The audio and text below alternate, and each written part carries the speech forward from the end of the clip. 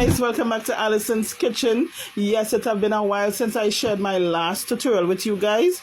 So today I'm going to share one of my recipe, which is pepperoni pizza spaghetti pie. Yes, this is something my children love and this is something I enjoy making. Alright, so let's put this ingredients together. So I have a pot of water I put up to boil, added 1 tablespoon of salt. When it comes to a rapid boil, I'm going to add 3 packs of spaghetti. You could use as little as you want, as much as you want. My family big, so 3 packs. So I went ahead, checked on it, it was al dente, strain it off, set it aside. Now to make our sauce. So I have 3 packs of Swiss pasta sauce. I prefer Swiss, it tastes good to me. I have some chopped onions, green bell peppers, pimentos, tomatoes, sliced celery, parsley, garlic, 2 tablespoons of brown sugar. This is 2 medium carrots. I have 1 teaspoon each in salt, all-purpose, onion powder, garlic powder, black pepper, paprika, and Italian seasoning. This is pepperoni. This is my minced beef and my cheese. So I went ahead and put up my pot to work on my sauce.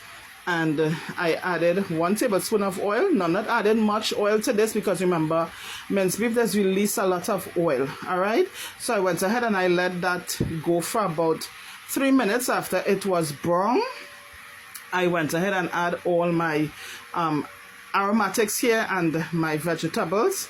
And I'm going to give this a toss.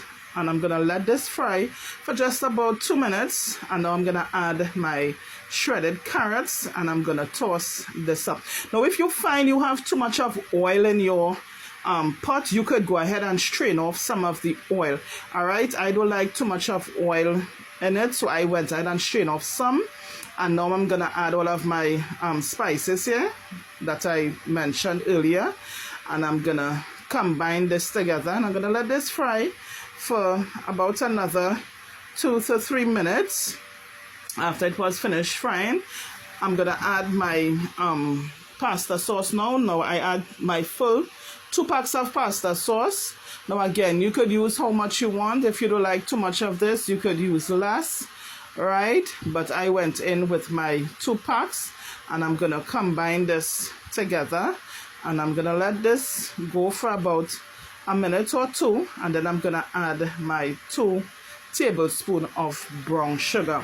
Now the reason for the brown sugar, remember, tomatoes is a kind of it's acid, so the sugar is to take the to break down the acidity in your sauce, so it wouldn't be that we say sour. We just use the word sour. Alright, so after this was cooked for about 2 minutes, I went ahead and transfer this to my pasta, and I'm gonna combine this together. Now lower the stove, don't leave it high because you don't want it to stick and you don't want this to dry out either.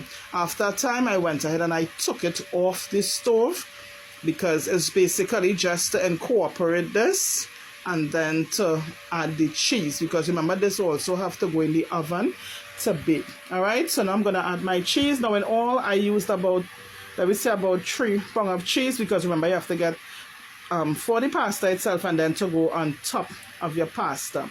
Alright, again, you could use as much cheese as you want. If you don't want to put cheese, you don't want to. Alright, so this here is optional with the pasta itself, but I guarantee you it tastes good with the cheese. Some people might prefer it without the cheese, but this worked for me. Alright, so I'm making sure and combine all of my cheese together. Remember, we don't want any lumps of cheese, so we're trying to get everything to incorporate.